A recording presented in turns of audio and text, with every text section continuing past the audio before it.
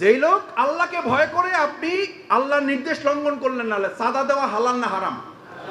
তা আপনি হারাম কাজটা করলেন কেন? কি বললেন আপনি? কিসের শিকার? কিসের শিকার?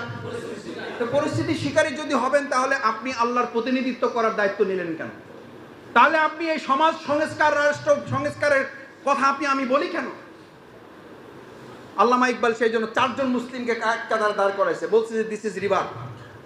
এই যে একটা নদী দেখো, নদীর পাশে দাঁড় করিয়ে বলছে this is river, what is responsibility, what, তোমার দায়িত্ব কি বলো? তো প্রথমটা বলছে যে হুজুর কিছু মনে করেন না, আমি সবসময় চলালো, ডু সামথিং। এই যে আমাদের যুবক তরুণরা এখান থেকে শেখার আছে। আমাদের তরুণ যুবকরা সবসময় মোবাইল হাতে টিপে আর বলবে কি, কিছু একটা করি ভাই, কিছু একটা করতেছি, ডু সামথিং, কিছু একটা করো। আর হাদিস কি বলছে? যা বলবে কিছু একটা করতে বলছে, বলছে ভালো কিছু করো, না হলে